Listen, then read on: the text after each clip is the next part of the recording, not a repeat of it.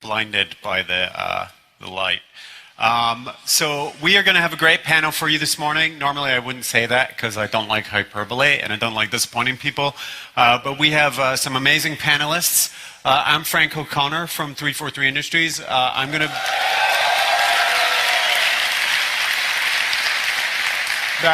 That is the correct reaction.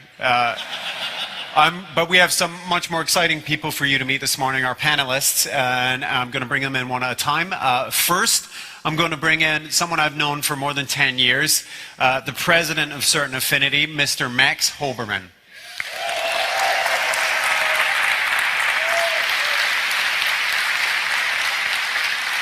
And someone who's not new to me, but might be new to some of you guys, it is the Senior Audio Director for Publishing at 343 Industries. His name is Paul Lipson, and he's responsible for some of the amazing audio and music you're going to hear today.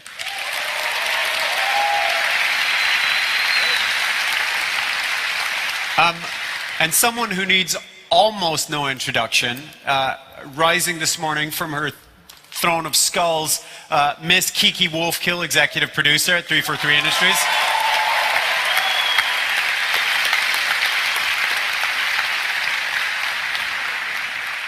And last but not least, one of my favorite people, since he gave me a computer yesterday, and my hug partner, trust me, if you hang around long enough, he'll hug you, executive producer of Master Chief Collection, Mr. Dan Ayoub.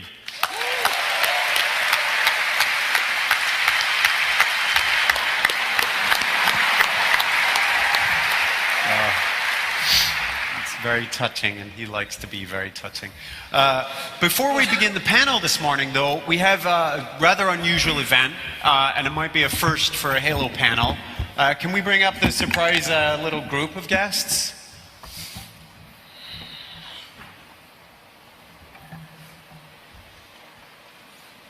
Yeah.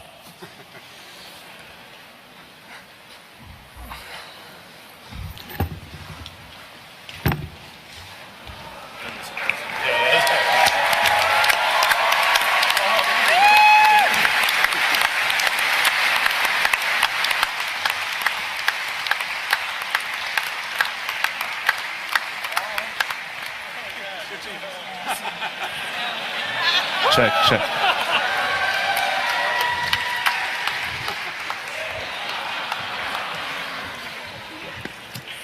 Some of you guys are probably aware this is the 405th, and there may be other people who are not from the 405th. Anyone? It's all 405th today, right? All right. Right.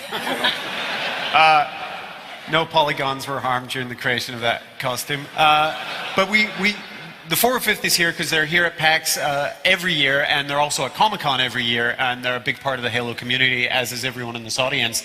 But we have another community event, which again might be a first today. And I'm not quite sure how this is going to shake out. This was a big surprise for us, too. This mic is hot. So. Yeah, this mic is hot. So if you wanna take it in your own time and go right ahead. Oh. Melissa? Oh, yeah! Yes. We share a lot of Halo experience together. Yes. And I would love to share it for the rest of my life with you. Will you marry me? Oh, fuck.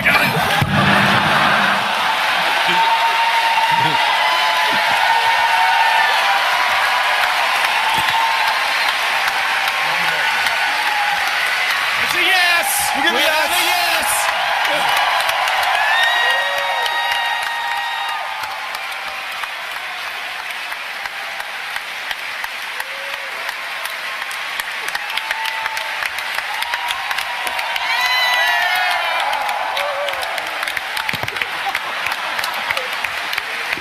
Rule 34 finally came true. Congratulations, and extra surprise, as an officially ordained minister in the church, thanks to the internet in the state of Washington, you're not pronounced man and wife, no backsies. That's not true, it's fine. That wasn't legal. Congratulations. And we have a premature wedding gift for the future bride and groom. A bag of Halo swag, which is pretty exclusive, and you know, you can There's boy stuff and girl stuff in there, but now you're engaged. You can swap it around a little. Nobody cares. Congratulations. Congratulations, guys. Thank you to the 405th. And everyone else for helping.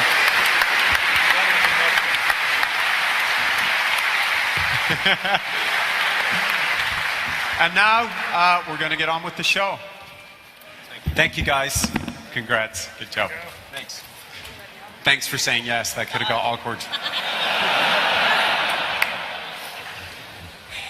Wow. Yeah, I don't think I can follow that act. Hey, Frank. Yeah. You need to give me a computer. Oh, yeah. There we go. I think you guys are married now. Yeah. So, 2014 is a big year for us. It's the 10th anniversary of Halo 2. We're here today. Thank you. We're here today to talk about the Master Chief Collection primarily, but we have a few other surprises today, and we're going to be talking a little bit about Nightfall. But first, I think we're going to move straight to talk to Mr. Danny Youb about the Master Chief Collection. And can you summarize it for us a little bit? Yeah, absolutely. Hey, thanks for coming, everyone. Good morning. Right? You guys are awesome. So at a high level, the Master Chief Collection. So what we wanted to do when we started development of this was make something for you. How do we make something a little more awesome than we did the first time with that anniversary in 2011? And it all came down to going bigger. So we definitely wanted to do the anniversary treatment for Halo 2 because it was such a pivotal game for so many people. And what we knew about that from right away, from the get-go, was we needed to nail the multiplayer. So I think my first call was probably to Max when we got started on this. I was like, hey Max, I need you and Certain Affinity involved in this. I mean, and fortunately, after getting him drunk, he agreed to do it. And the results have just been fantastic, and it's been great working with them. But beyond that, what we wanted to do was, we started thinking about the product. It's like, for the first time, we have an opportunity to have all of the Master Chief games on one platform at the same time. So we said, hey, wouldn't it be fun if we could do 1, 2, 3, and 4 all on one disk at the same time? And that led to some really creative breakthroughs. That's where that universal UI came from, the concept of having everything unlocked at the get-go so people can move around however they want. And quite literally every multiplayer map that's ever shipped for any of these games, all on their original engines, all running at the same time. And of course then saying, okay, well, let's make these games run at 60 frames per second and get all of that goodness that comes with it as well. So that's the game portion. And we thought, of course, that it would also be good to do that teeing up to Halo 5 coming out next year, and hence the inclusion of the Halo 5 beta into the project as well. And then Nightfall, which was just like the icing on the cake, right? Which Kiki will talk a little bit about in a couple of seconds. So having all of this together in one collection was really a fascinating development experience for us. First of all, because we really transcended just production, right? This went just beyond making a game. This was working with Kiki and her team to, get some nice bits going back and forth between the game and the linear series and all of that goodness. So at the end of the day, it turns into a really comprehensive edition that we're really proud about, and we've been thrilled with the response from the fans. I mean, I know I was nervous going out at E3 to talk about it, and everyone's reaction has been fantastic. So, I mean, at this point, I would just like to thank you guys for your reaction, because as we're crunching and things are getting heavy and hot, it's really the fan love and appreciation we're getting that's keeping us going. So, thank you.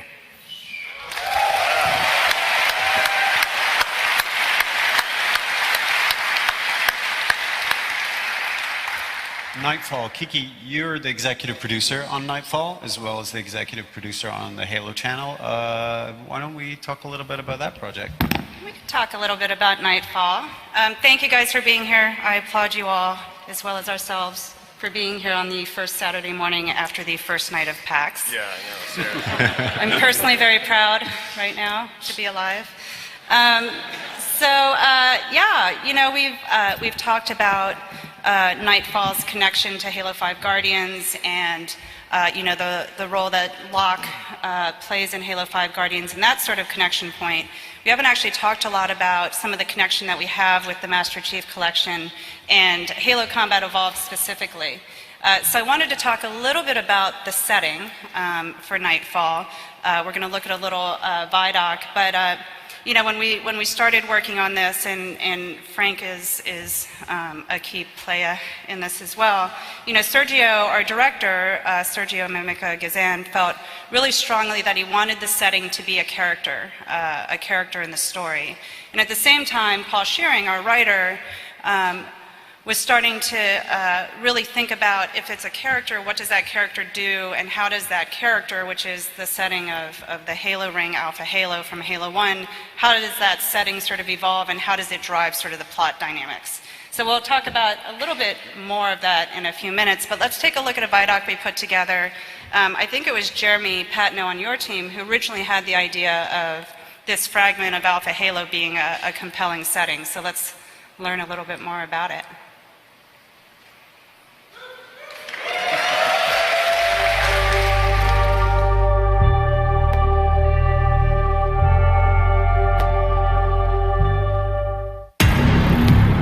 There's another character that features very heavily in Nightfall, something we've wanted to do for a really long time, which is explore a Halo in a piece of Halo linear content. In the first game, Alpha Halo Installation 04 is discovered by humanity and by the Covenant, and there's a fight. Neither side at this time knows that the ring is actually part of an array designed to kill all sentient life in the galaxy. It's an ancient artifact that a long-vanished civilization abandoned apparently 100,000 years ago. Think about it as a 10,000 kilometer radius band floating in the sky. The outside surface is all engines and metal and mysterious alien technology. The inside surface is terraformed, so it's livable. It's sort of like Earth. Over the course of the game, you end up as the Master Chief destroying the ring. There was a small fragment that got out of the original system, and it ends up in this weird, irregular sort of orbit around this unidentified sun. So imagine this sort of curved fragment of this 10,000 kilometer band tumbling and spinning dangerously ever closer to this red giant. A dozen, 16 hours or whatever a day, it's directly facing the sun and experiencing extreme temperatures and then flopping back over. So in the night cycle, it's just about livable. When it gets into a day cycle, as it spins to face that sun, it can't control the temperatures. The technology isn't that good. So they have to do everything before the sun rises, otherwise they're going to be burnt to a crisp. And so landing a group of operatives onto a surface of a ring that's doing that and saying, you got to complete your exercise, your operation in 16 hours. Good luck. It's kind of what we had in mind for Nightfall. The reason we went to Iceland is because they have some ridiculously awesome landscapes. Everywhere you point a camera in that country, you get a beautiful shot. I mean, everybody transformed that quarry into a burning hot, deadly fragment of an alien artifact. It gave us a truly alien place that matched a lot of the look and feel of the Halo, but also had kind of a damaged, raw feel to it, which was very important because we're not exploring an intact, perfect, beautiful Halo. We're exploring a little chunk of it. I will admit, I grabbed a couple of rocks that I brought home and said I have rocks from a Halo ring. Kind of a Halo dork, so that's how I roll.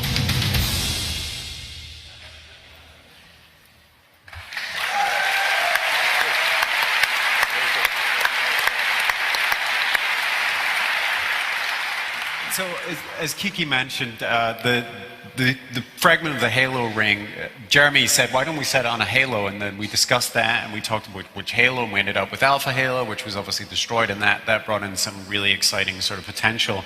And that came in sort of in the middle of the development of the script. Can you describe a little about how that sort of changed that process and the way we thought about the characters?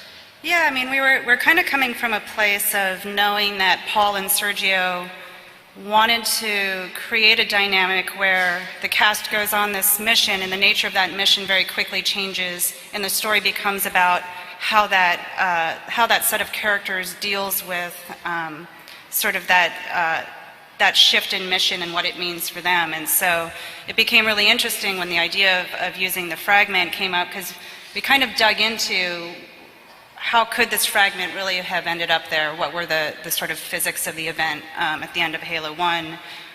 What could that orbit mean? How could that orbit work and help drive the plot that Sergio and Paul felt very strongly about? And then it became just very mechanic, like what is the right size? What is the shape? Like how big is the fragment? And then, you know, it's still functional. but what does it mean for it to still be functional and broken? What does that look like? How does that affect the plot? And so it was kind of this interesting sort of forensic analysis of the explosion of the original ring, and then looking forward, what can we define around it to help drive the plot? So it was a pretty fun process. It was fun to acquaint Sergio and Paul with the deep nerd fiction, which we all love. But I will say they embraced it. You were there hand-holding through that Paul process. had just come off of working on Yukon, that's which right. is kind of a Western, and we're explaining to him, no, this fragment of this orbital ring has functional slip space drive, huge energies, and he's trying to get out of 6-shooters. And we had fun sort of really just nerding out about the science that's involved, and we did make some proper scientific phone calls to the right people. But it actually it ended up working really well with the story we'd already kind of broken, and ended up sort of inserting itself smoothly and definitely improving it, I feel. So. Yeah, and I can confirm that Kevin Grace is indeed a kleptomaniac. He's stolen things from foreign countries. Yes, he obviously hasn't seen the Brady Bunch, or he wouldn't have tried that. But the 4 people old enough to get that, Claude. Yeah. And actually, maybe you can explain how that influenced the naming, which is always by far the most controversial thing anybody does in any fiction, whether it's movies or games. Yes, second to credits, naming is the best thing ever. Yeah. I mean, we, again, kind of getting back to wanting this setting to be a character in the story, I think we landed really quickly on sort of the nature of that orbit, and we'll talk more about sort of the impact on plot soon, but I think that became a key point. And so Nightfall, and the idea that not only was the environment changing, but they also were sort of being driven by a very dire schedule. Defined by that as we orbit. were. Yes, as we always are. Yeah. So Nightfall really came from that. And Nightfall, it's obviously one of the prize pieces that you're going to see on the Halo channel later this year, but it's not by far the only piece you're going to see. So Kiki, maybe you can tell us a little bit about the way content's expected to roll out on the Halo channel. Yeah, I mean, so we announced the Halo channel recently at Gamescom, which is our new sort of interactive digital network, which is about all things Halo.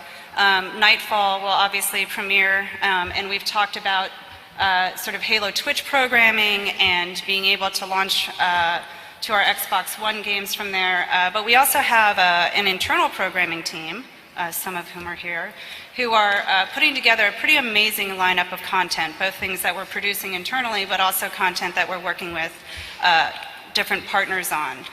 This is a quick shot of our guide, so you can see sort of the categories of content.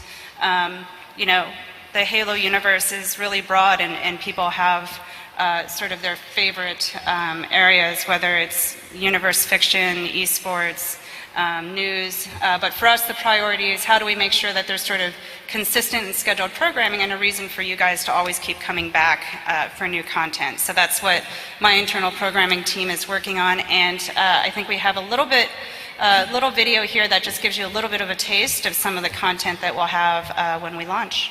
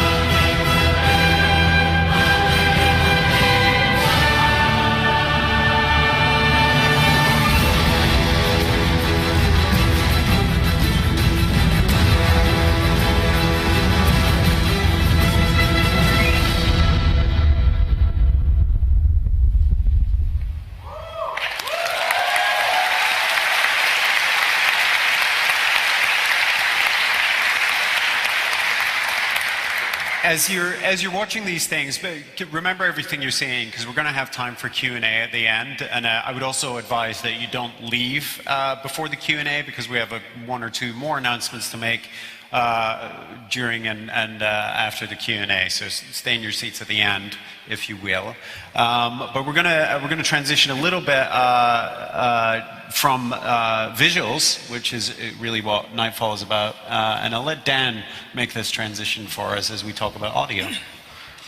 Yeah, so at Gamescom, you may have heard, we were talking a little bit about the evolution of that switch feature. So you guys may remember the first anniversary, we introduced that ability to swap back and forth between the new graphics and the classic ones.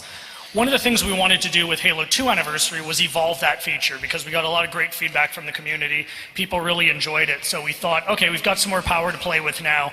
How can we evolve that feature a little bit? So what we talked about at Gamescom, and we showed this to a few people, was, first of all, that switch is now instantaneous. So if you remember the treatment in the first anniversary, it kind of faded in and then came back. So now when you do that swap, it's right away. So it's really quite cool. You go from old to new immediately. But one of the things that we were pretty passionate about, and Paul in particular was pretty passionate about, was involving that feature to include audio. So now when you do the switch, so you can be in the old version and you'll hear the old sound effects, the old music. Now when you hit the swap, you also transition from old music and audio to new music and audio instantly as well. And it's a pretty dramatic difference. So Paul, why don't you talk a little bit about that process, what we've done, and all that good stuff. All right. I'm glad you didn't say, it would have been thanks. weird if you'd said no. Thank you for Thanks, Dan. And again, it's great to be here. What's up, Halo Nation? It's awesome to see all of you here at PAX. And yeah. I mean, it's a thrill to present to you what's an exclusive, never before heard look at both music and also some sound effects that we have for Halo 2 Anniversary. And I mean, when all of us here sat down to plan this, we knew that we wanted Halo 2 Anniversary to be a celebration, but also an innovation. And audio is obviously an essential pillar to that, as all of you here know. So I wanted to kick things off a little bit by looking at the music first. So our goal was to adapt and reorchestrate the iconic and masterful score of Halo 2, and that was originally composed by Marty O'Donnell and Michael Salvatore.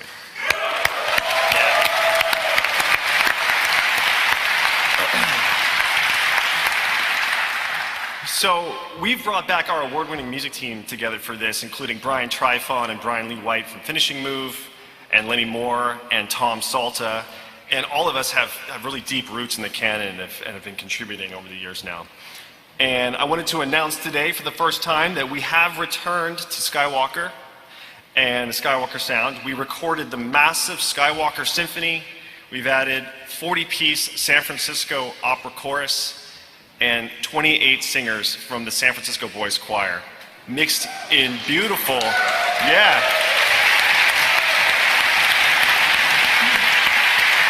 And it's all now mixed in just a gorgeous surround sound mix. That's a big upgrade from the original score. The score will be in surround. So in this beautiful and fantastic setting here at Benaroya Hall, let's have a world premiere listen to an excerpt from the score.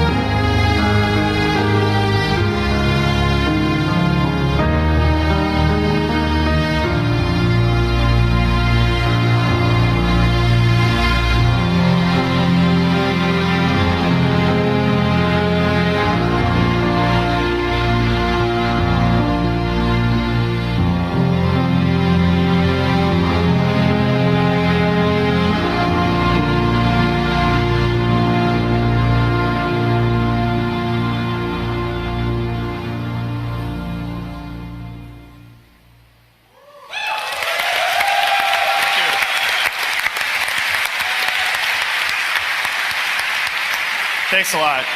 So, the original Halo 2 release went in a pretty bold new direction when it came to exciting partners and some interesting musical collaborations. I mean, Frank, you remember back. Yeah, you guys remember that there was some extra tracks on there and some specifically incorporated music. 10 years ago, we had Incubus and Breaking Benjamin. It's 10 years later, so I think we really wanted to take it in a fresh direction. Well, yep, and Halo 2 Anniversary updates this tradition in a huge way. So, Halo Nation, it is my pleasure to announce that we have commissioned 2 original songs from Misha Mansour of the band Periphery and Animals as Leaders fame. And here is a world premiere first listen to his music featured in the game.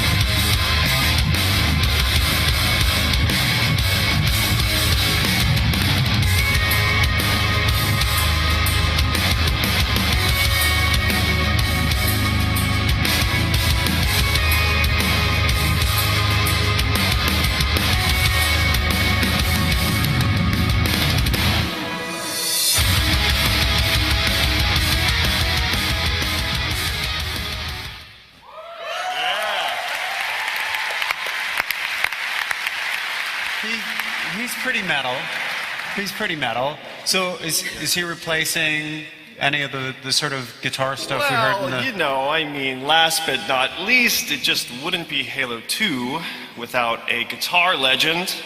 So I am delighted to confirm that Steve Vai is back for Halo 2. And he's recorded with us at Skywalker Sound as well. It was a gorgeous and unbelievable session. We had a blast. Here is a first listen to Steve absolutely bringing it on the score.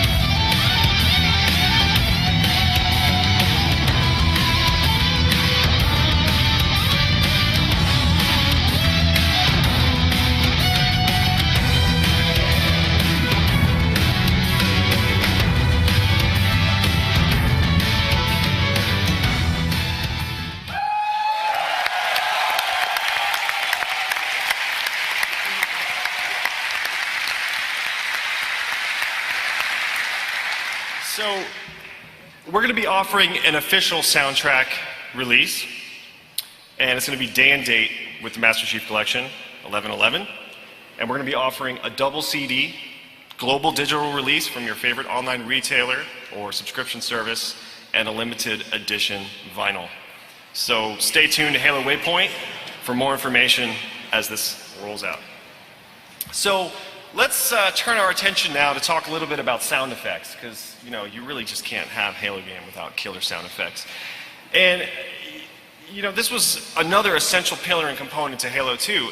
And it was not just a simple content swap for us, but an entire system design overhaul. Brian Fieser, Paul Stoughton, and Charles Dean and our post team, I mean, our sound team went totally next level on this and really harnessed the power of our platform. So we've rebuilt and reimagined every single sound in the game. That means new Foley, new weapons, new ambiences, vehicles, everything's been changed. And we've also designed some new systems to really make Halo 2 Anniversary shine. We have a new reflection system, so the weapons reflect and interact in the environment that they're in a much more realistic way. We built a new LOD system, or level of distance, so you can actually hear weapons over distance and over space and around corners in a more realistic way than before. Ironically, our sound team was 4 men smaller after this session. It looks like Isaac's been moonlighting there, Dan. Yeah, I haven't seen Isaac since we recorded this. So, but the biggest point to make, and I think Dan's done a really good job of already, sort of describing it, but I really want to kind of get into some detail here, is we are shipping all of the legacy sounds, just as you remember them, and all of our celebrated anniversary sounds right next to each other, and they are switchable on the fly instantly with a single touch of a button. You are getting 2 entire sound trees. That includes music, that includes ambience, that includes weapons, all switching instantly with a touch of a button. And that's never been done before, and something we hoped for Halo 2 Anniversary, and I'm really happy to say we are delivering that to you.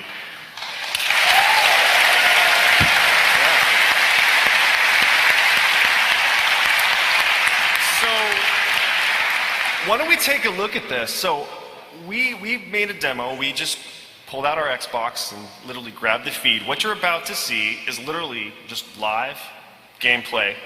This is how fast it's going to switch. Some of the weapons are just kind of cut together, but what you're seeing in the switching is real time, right off kit. So let's roll a demo video here and check it out.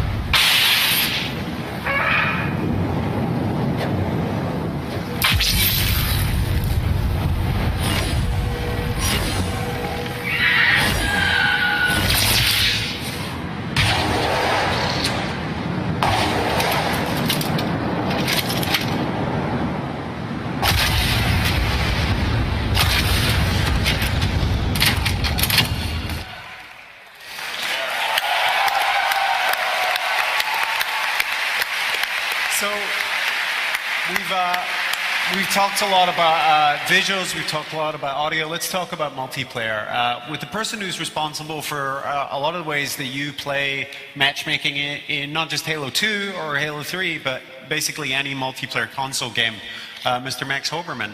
Let's talk about Lockout. Thank you, Frank. So yeah, thanks everyone. Thanks for coming out to see us. I actually, I'm going to do something slightly unorthodox. So I invited, Dan's looking at me. I invited a friend of mine. I invited a friend of mine to come here, and he said that he was going to come and heckle me. So rather than give him the chance, I thought I'd do a preemptive strike and call him out. So if you guys look over this way, a little bit behind the mic stand, Charlie Goff, one of my best friends, who's also, incidentally, the lead programmer on Halo 2 from Bungie's coming down here. Say hello, Charlie. All right. Preemptive strike. Yeah, that's fair. So Lockout is, and I can say this without a shadow of doubt, my favorite small Halo map. It's not that small, but it's easily my favorite. You were there for the first one. What led to the shape and the corridors and the ramps that we all know and love? Yeah, so Lockout's an interesting map because it's actually one of the very first maps that we made for Halo 2, which is, it's just kind of mind-boggling how popular it is and how well it all worked out. When we first laid out the maps, we laid out a plan for 9 original kind of small-scale maps. And we kind of had a chart that said, we need a map that does 4-on-4, 8-on-8, et cetera, et cetera. And actually, Lockout was the smallest of the set. It was our one map that was really actually designed, believe it or not, to be a one-on-one map. This is pre-Halo Online, and we were thinking about poor people who didn't have internet access back then and just had to, play with them and I guess they didn't have a lot of friends either, but just them and their one friend. So, we try and design maps so they're versatile and they handle, different groups of people. But this was really our one-on-one map, and at the time it was just me and Chris Carney, the lead environment artist, working on this. So Carney and I took that list of 9 maps and we just divvied it up. We each took roughly half of the maps and took a first stab at it. So Lockout, this was actually Carney's original design. And I think in a little bit, you can actually see the updated visuals on here, but in a sec, we'll go back to the original plans. Yeah, and we were, given that we're giving you the 60 frame per second 1080p original, I think we had a little more latitude this time in making some fixes and some improvements and some changes. Yep. Can you tell us a little about those? I'm looking at the bigger elbow and the ramp there, for example. Yeah, so Lockout is a very, very tricky map to make changes on because it's so popular and there's so much that just works so well on it. So, really, really careful about this and really deliberate. You can see here, there are a few improvements, though, things that we thought can make it better. So one of them is here in the elbow, which is that long ramp. Right at the corner, we actually added a little bit more play space. And if you look kind of to the right of the image, you'll see there's a cover piece over there. So when you're fighting up the ramp, you actually have a little bit of cover. And this has been playtesting amazingly well, so super excited about this. Plus, if you have like King of the Hill or something, Crazy King, now there's a little more area down there for that objective games. So that's one change. Yeah, I abuse that spot non-stop. I stand in the fusion coil corner and ping people's heads. So if I can abuse it, there is probably something wrong with it. That's a scientific fact. We have some new features. Yeah. So this is this glass piece in the center, right in the middle of the map, is now breakable. It's pretty tough. It takes a lot to break it. But it really kind of changes up the gameplay when you do break it, and all of a sudden you have this interconnectivity between those center levels. And just to make sure nobody's scared about this, you can go into Forge. There's an alternate glass piece that you can plop down instead of the breakable one, and you can have it old school, not breakable. So don't worry about that. But if you like it and you like the change that it makes, you can always go in there. You can also control the stalactites, whether they're on the map or not. I think so. Yep. Yeah. Yep. So what do the stalactites add? Yeah. So these are really interesting. There's 3 of these giant stalactites hanging from the ceiling. This map, this is a very competitive map, and when a team gets in a really strong position, it can be really tough to dislodge them. So that's really what this is all about, is giving you an alternate. The one in the center is a little bit different. The one in the center will actually knock the glass out, break it for you. So it gives you a quick way to break that glass. But then on either side, on the battle rifle tower, over in the sniper tower, an entrenched team, you can hit this stalactite, drop it down on their head, and kind of change, when somebody's doing really well, you can shift the battle back in your favor a little bit. So this has also been playing really well. It's a lot of fun. Again, this is all forgeable, so we can go back to classic versions without this stuff. And your process at Certain Affinity is obviously very similar to ours, so maybe you can talk us through how you get to a beautiful polished map from the crazy idea in the first place. So, sorry, you want to know how this all? Well, we just we have these slides showing this what looks like very simple geometry. Yeah. But there's a lot of testing and there's a lot of sort of prototyping before you get to a polished space. Oh yeah, this is. So I'm glad we pulled this up. This is actually Chris Carney's original design for Lockout. And if you look closely, this is actually really cool because it's we're trying to design a really small map. 2 players playing on one-on-one. It's really not fun if one guy just goes and camps and hides.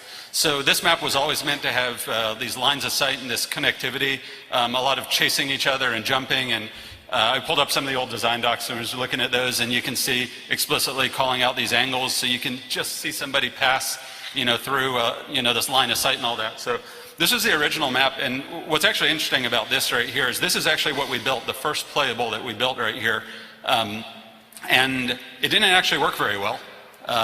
There's a lot of places where, like over in the lift in that room, and actually over here on the left side also, where you kind of get stuck and you kind of get trapped in there, and it's such a, there's so much visibility on the map, you really can't move around. So when we first made this map and we first played it, we were kind of scratching our heads because it wasn't actually working that well and it wasn't playing that well. So I remember I actually got my hands on this. This was an old Photoshop file with a bunch of layers in there, and started mucking around with it and trying to figure out what we do. So if we advance the slide one, watch the left-hand side of the screen. These are some of the things I was proposing. So hey, what if this ramp goes around the building? And hey, what if you could go up on top of what became the battle rifle tower? Although I think we were still planning ladders then, so I'm glad we got rid of those. But yeah, this is the type of, we made these changes. What we were calling the elbow earlier, that entire walkway didn't exist. So once you're in there, you're really trapped. And we actually added that in there. That was another proposal. And those few changes just completely changed the map. And I think, I think for the rest of development, which this was done really early, we did this in the first probably 6 months of Halo 2 development. For the rest of development on Halo 2, this was the favorite small-scale map. And we really didn't make a whole lot of changes at that point, except for really subtle fine-tuning. So, oh yeah. Shotgun corridor. This is actually inspired from a corridor in Marathon, right? Yeah, Frank and I were chatting about this earlier, and I was telling him this was... Back in the days, actually, Charlie and I grew up playing Marathon together. One of my all-time favorite Marathon maps. Yeah, I got some Marathon fans. A lot of Halo multiplayer, and certainly my inspiration and knowledge about FPS multiplayer came from Marathon. One of my favorite maps is a map called Mars Needs Women, which has this long corridor, this little dark spot at the end that you can kind of hide in and get the jump on somebody. So. Yeah, I really wanted to get that in here. I wanted to have one of those dark corridors that you could go down there and just hang out and surprise people. So that was actually the inspiration for the. So why don't we take a look at the map in motion? Bravo, one of our community guys and one of our multiplayer legends, made a little bit of a video that gives you a little bit of tour of Lockout and how it plays.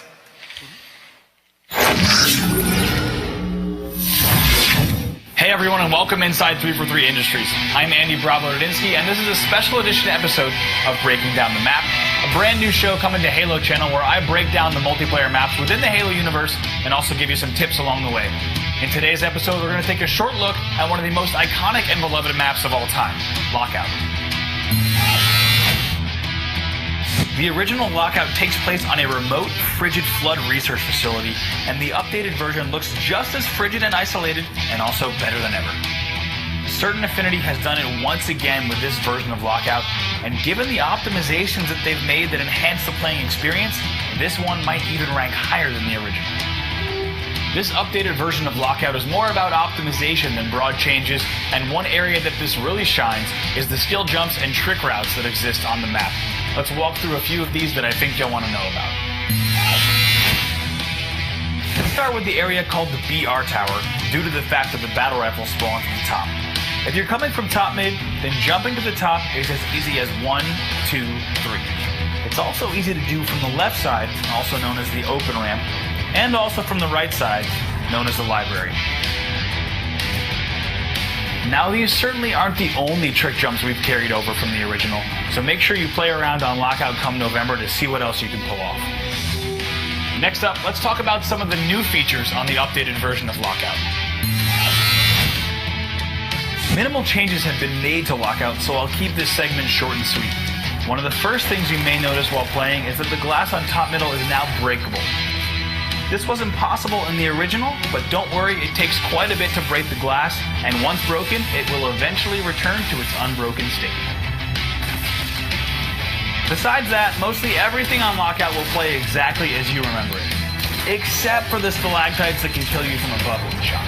Keeping in spirit with each map having an interactive element, there are 3 stalactites that can be shot and dropped onto your enemies. One for the BR tower, one for top mid, and one for the sniper tower. Just like all interactive elements in Halo 2 Anniversary, the stalactites can be toggled via filters. Be on the lookout for more episodes of Breaking Down the Map on Halo channel when it launches, where I'll be covering Lockout as well as more maps within the franchise. Thanks so much for watching, and we'll see you next time.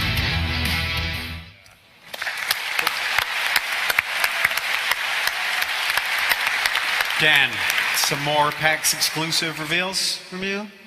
I don't know. Anyone want to talk about Forge a little bit? So we did, at Gamescom I promised we'd talk a little bit about Forge. In particular today I want to talk about some of the changes we've been looking at for Forge, in particular for the new maps that we've been doing with Max and his team at Certain Affinity. So as you can see, ton of new features, and we've brought a bunch of new features back as well, like precision control and zoom. You know, when we started working with this, Certain Affinity was really passionate about Forge, so we were really excited to work with those guys. And we're really, really passionate working with our team, coming together to really bring some new features to Forge. I won't go into all of them right now. I mean, I can talk about a couple of my favorites. I mean, I think the additional natural and terrain structure pieces is really exciting. I mean, I think Forge has traditionally been limited in your ability for natural terrain, rocks, trees, things like that. The constructs tend to have been very different. So Certain Affinity was really excited. This is one of the first things they were pushing, is to actually open up that variety a little bit more, to make Forge a little bit more exciting. And that's been a tremendous amount of fun. But I think the one I'm probably most excited about, because community's been asking this for a long, long time, is we're going to have 3 skybox-only Forge maps. So you are not limited by pre-existed terrain. You basically go to town. So you can just jump in there on an open palette and start creating whatever it is you want. And this is something we've been really excited about. The Forge stuff has been coming together really, really nicely. Again, we won't go into detail on all of them, because we want to be able to get into a little more detail on a one-to-one basis with you guys on some of these things. But we've definitely heard your excitement about Forge. I think the team has done an amazing job bringing this stuff together. I think you're going to love some of the improvements we've made to the Forge system. And when can the fans expect to see the 1080p 60 frame per second versions of the originals? That's been a question that we get a lot. Hey, you guys want to look at Halo 3 at 60 1080p? Let's see how that looks. So, you know, one of the questions, to Frank's point, I've gotten a lot is, you know, everyone I think understands the Anniversary treatment. We've got a lot of questions about 3 and 4. You know, okay, if you're not touching those games by hand, how are those really going to look? Didn't I just play these? Or are you just upporting from the old versions? And the answer is absolutely not. We have made a tremendous amount of work into those games to make them run at 60 frames per second, to make them run at 1080p. I'd like to show you guys some work in progress on Halo 3, give you guys a bit of an exclusive. We can run it. We've got a video, and I'll just talk through it while we're looking through it.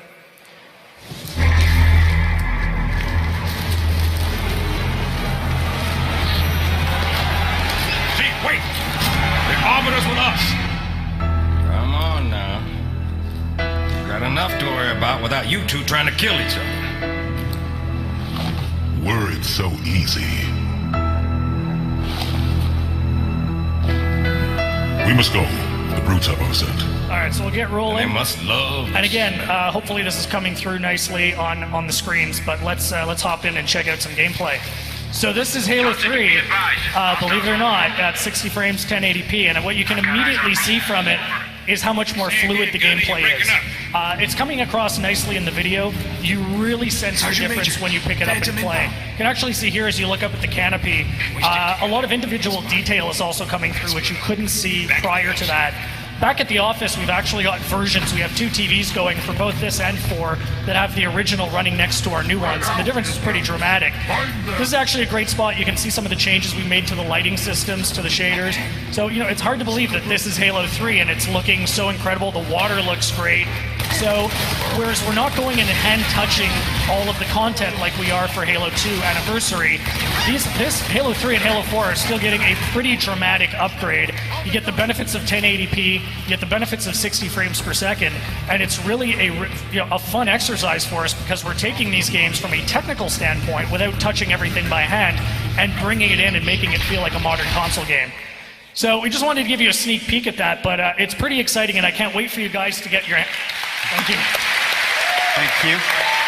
So we will have we do have time for some Q&A, but before we start that, I'd firstly like to thank the panel individually: Max Holberman, Paul Lipson, Kiki Wolfkill, and Danny Youb for joining us this morning. And thank you, Frank. And yeah, they know. We're good. But I believe we have one surprise, and this is anyone who's been to Comic-Con probably knows what this surprise is. Somebody is sitting on a exclusive, in that there were only ever 4, Master Chief Collection Xbox One. And someone is sitting on that, and if they reach under, not only under their seat, but on the short side of under the seat, they should find a sticker. And if they don't, I'm going to direct the person, because the sticker's flat. Lucky for somebody, 13 and row L, check under your seat. I did get that right, Che, right?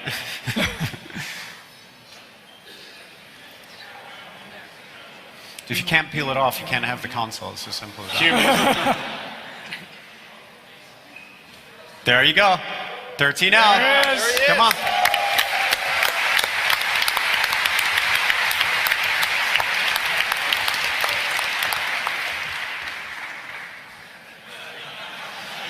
You can come up. We know it's there.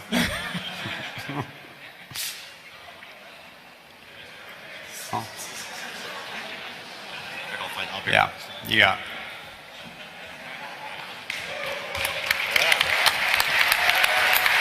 We have all the cables in the box and everything for you. Congratulations. And now, we're running late, so let's get some questions.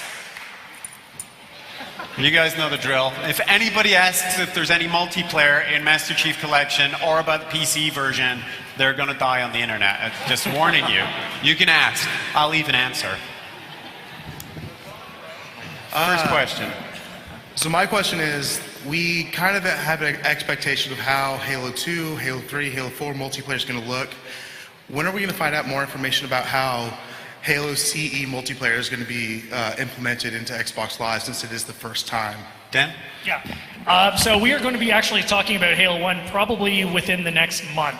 So stay tuned. We're going to have some cool stuff to talk about there, but it's we're obviously really, really excited about it. Thank you. You bet. Hi, with the lockout change, we saw the icicles and the destruction as an interactivity, and you mentioned Forge with that. Will there be more Forge objects that are interactable? There's actually a pretty large palette. There's some interesting gadget type things and stuff we put in. I don't know that they're map specific, but we have added some really fun elements to Forge that I can't say too much about. Thanks. Just getting ready to tackle it. Yeah.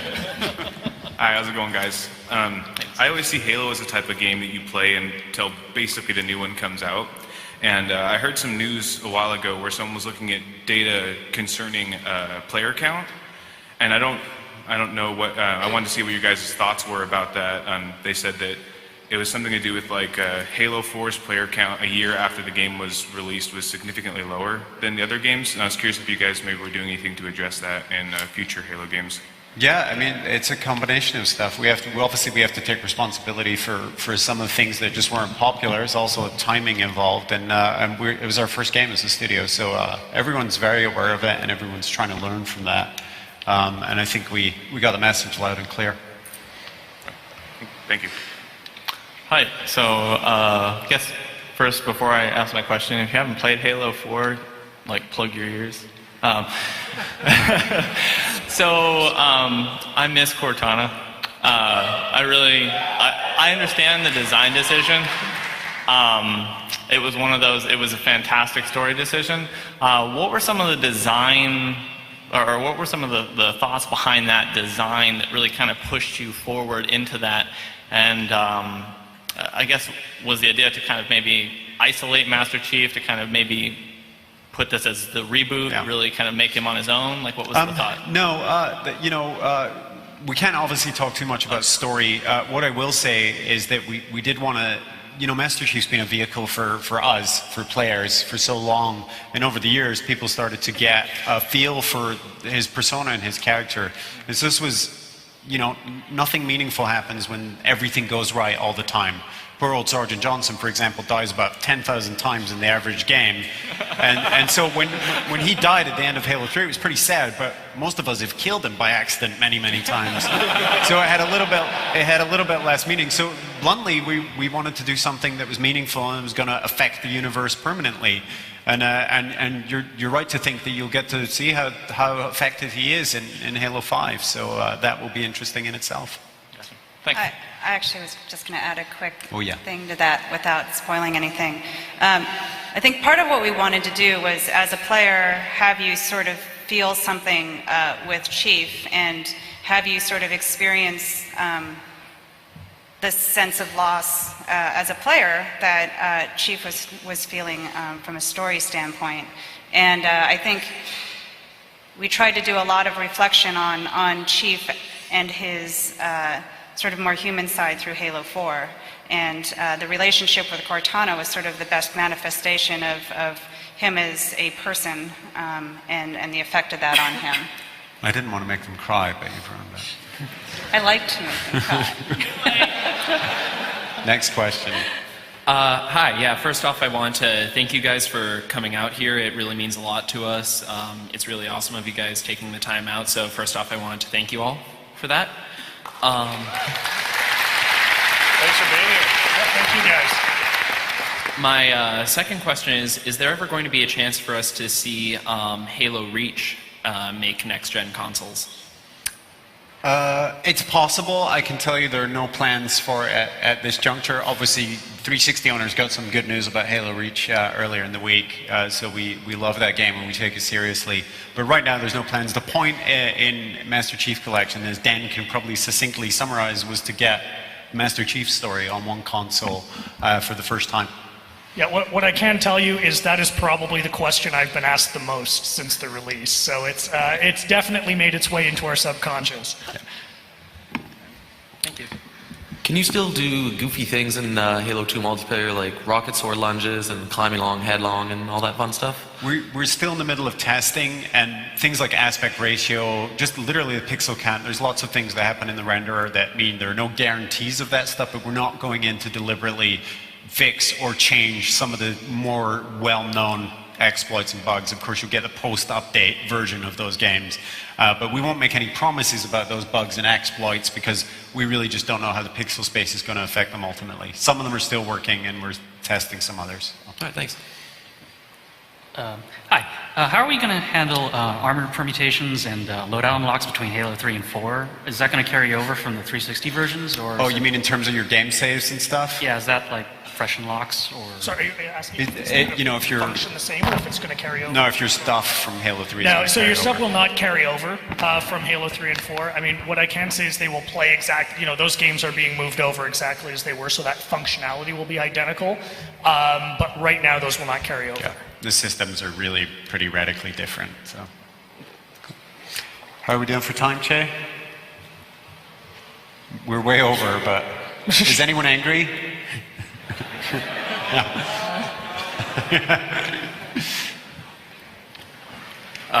My original question was actually his, so that sucks. But is Halo 1 Anniversary's transition going to be as immediate as Halo 2 Anniversary's? Yes, it is. So the improvement we've made to it on 2, we went back and did the same thing for 1. So when you do the switch on 1, it will be instantaneous as well. Cool. Thanks.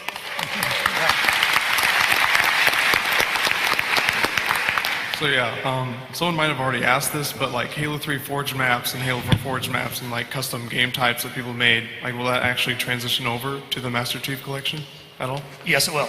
It will? Okay. Yes. Cool, pretty much, so when you think of those games, think of it like that if it was in the original, it's going to be in this version as well. All right, cool, thank you. You bet. In the first anniversary, the sound didn't transfer automatically, it was chosen. We have the option to listen to the original audio when we play updated graphics on the Halo 2 anniversary. So I think I understand your question. So what's different between our first anniversary and our second is that we're actually shipping both sound sets simultaneously. So when you see legacy graphics, you're going to have all the legacy audio. And when you see new graphics, you're going to have new audio. And those switch back and forth. So we wanted to, this is one of the biggest points of feedback we had from our fan base. We wanted to give fans everything. We wanted to say, if you want to enjoy original memories and just play it exactly as it was 10 years ago, you absolutely can do that. And if you want to experience our celebration of it and some of the new innovations we have, you can now toggle just instantly. And I think, you know, definitely with the power of Xbox One, I mean, we're going to see a lot of game clips and a lot of fun captures of just people kind of looking at the same experience from both sides. So I think the big innovation with 2 is that you're kind of getting the whole thing. And, you know, with 1, we had a new sound set which shipped, and we also had an option for the remastered score and the original score. And this, we're actually just shipping both entire sound sets together. And we just think that's probably the best thing for the fans, and it's what we've been dreaming of doing. So we're happy to do that. Thank you. So our amazing stage crew from both the PAX organization and Benaroya Hall, who I want to thank for taking wonderful care of us, have given us another 10 minutes of Q&A, so we're good there. Thank you guys, seriously, they've been awesome. I want to do a quick piece of housekeeping so that we can kind of do a hard stop when we get to the last question. Today we are going to be doing a signing over at the Paramount Theater. That's going to start at 1 and go through 2:30. So if you're over there, get over there. We'll sign whatever, boxes, boobs, bed checks, we don't care. And they also have a bunch of free PAX swag over there, so I hear that's the place to go for swag. And all day today, we're going to be streaming the PAX Prime Showdown Tournament. There's a $10,000 prize pool. Some of the best pros in the world are going to be playing behind closed doors. However, if you go to Twitch TV /Halo, you can watch it streaming live. And the final is tomorrow, I believe, Che, is that correct? And the final will be between 4 and 6 tomorrow. So watch it today and check out the finals tomorrow on twitch.tv/Halo. And you waited an extra amount of time. Awesome. So I have another story question. Will Master Chief ever find out that there are more Spartan 2s alive than just him? It's a good question, because Master Chief currently doesn't know which Spartan 2s are alive, but fiction fans do. There will be more to say about that in the future. All right, thanks. Nice try, though. Yeah, sneaky. Well, I just want to say thank you for keeping the electrical guitar and everything and keeping the spirit of Halo 2 sound. My question is actually, is there any plans on like a actual Halo movie involving Master Chief or anything like that? For Kiki. Yet another nice try. We have nothing to talk about on that front this time. See how it feels? See how it feels? Thank you. All right, first off, I'd like to mean no offense by this shirt. You guys are doing a great job. Dan, Frankie, keep up the legacy. Kiki, I love your name. Sound design's amazing and truly inspirational. Chucky, signed it. And Max, nice. Level design, I love it, I love it. On to the question, which hopefully you can answer. Will there be any sort of community sharing within the Forge maps? You have trending, things we can like, labels or guidelines? Something that could possibly be connected to Halo, the Halo channel, something that is easier to get noticed with the Forge maps. Promoting Forge and user-generated content on the channel? Outside of separate websites. Tuned out for a second now. Yeah, I mean, the sort of highlighting community is really important for us on the channel, and so we'll be working on ways both to sort of amplify things that we already have found, and also having community content sort of come to us, and we'll definitely be putting things on the channel that are sort of entertainment worthy for everyone, and it helps keep us in great programming, but also, you know, the community creates content that oftentimes is as good, if not better, than stuff we create, so we're happy to highlight it. All right. And that's going to apply to matchmaking as well. We have a good sustained plan for the next year. All right. With all those extra maps, it'll be Thank proud you. of you. Thank you. Hi there, just want to clarify one thing. You were talking about the soundtrack and you mentioned that you've contacted new artists to work on the Halo 2 Anniversary soundtrack. I was wondering, were those extra tracks just going to be part of that separate soundtrack, or are they replacing the Incubus and Breaking Benjamin tracks in the game? That is an awesome question. So we've worked with Misha Mansour on 2 new tracks, and when you are in Legacy mode, you're going to hear the original Breaking Benjamin and the original Incubus track, and when you switch to Remastered, you're going to hear Misha Mansour and his original music. So you're going to hear his music in the game, and those tracks are going to be exclusive to the game and to the official soundtrack. So you'll be able to get Misha's music both in the game and on the soundtrack. But we do have the original Breaking Benjamin and Incubus tunes in Legacy. It's part of that soundtrack, and it's really fun to switch between the two. It's kind of like, you know, crazy rock killing Covenant time. Thank you very much. I think that's our marketing slogan, Paul. Hello. Can you switch between the remastered sound and the legacy sound separately from the graphics? No, and I mean, we made that decision consciously. So someone had asked me that earlier, saying, can I just have the old graphics with new sound? And I think, you know, we're already pushing a platform in a way that no one's really ever done before. So we said, you know, let's preserve the original, which fans, you know, adamantly want and which we respect, and then let's give them the anniversary celebration and the innovation side of it. And with the instant switching, we felt like everyone can kind of have their cake and eat it too. And when you start getting into some pretty complex technical things of, wait a minute, let's remap all of this new stuff with the old graphics engine, we just made the decision that it was important to kind of preserve these two pillars, but then be able to just instantly switch between the two. So, you know, we'll leave it open. I mean, who knows? We're always innovating, we're always pushing. But right now, it's legacy graphics, legacy sound, brand new graphics, brand new audio. Thank you. Yep. Well, from all the LAN parties I've played, and as well as the online multiplayer matches, I found Big Team Battle be my favorite. And I look back that they're 16 player matches at most. And I just gotta wonder, well, one day will it be a possibility that we'll have as many as 32 or even 64 player multiplayer matches? So, we've looked at that over the years, and Max has looked at player count over the years. Lockout's a good example of that. That went from 1 to, you know, ideally 8. Yeah, nothing to announce at this time, but it's something that we continue to re-examine. The simple fact of the matter is Halo does work well with 16 players, and there's some good reasons for that. That's not to say it couldn't work well with more, but we'll have more to say about that kind of stuff much, much later. Hi, just wanted to first of all thank you for giving me a reason to be excited about, you know, for the rest of the year for my Xbox One. So,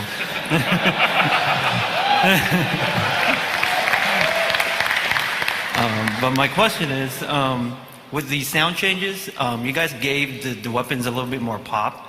So how does that relate in terms of like damage between the legacy version and the updated version? I'm sorry, is your question, is it changing the damage? Is that what you're asking? Is there any kind of changes that were made with the updated version?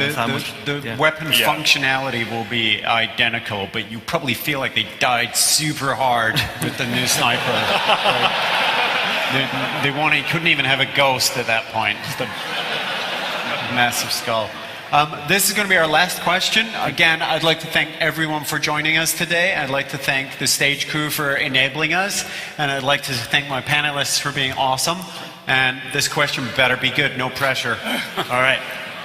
In Halo 4's campaign and multiplayer, weapons despawned really fast. I'm wondering, with the power of Xbox One, will that be fixed in the Master Chief Collection version? Will we be able to, you know, go get our weapons without them just disappearing on us?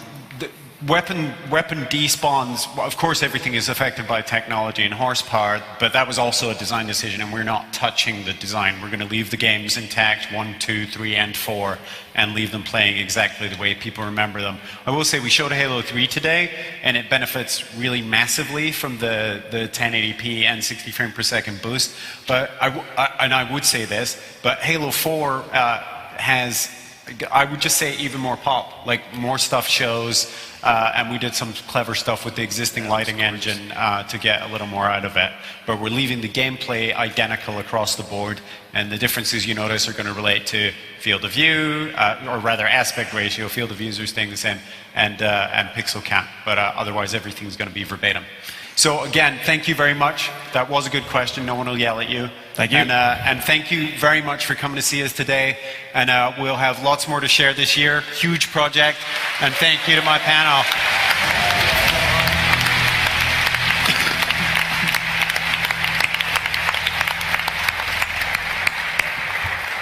And again, the signing is at the Paramount Theatre at 1 to 2:30 this afternoon. Hope to see some of you there.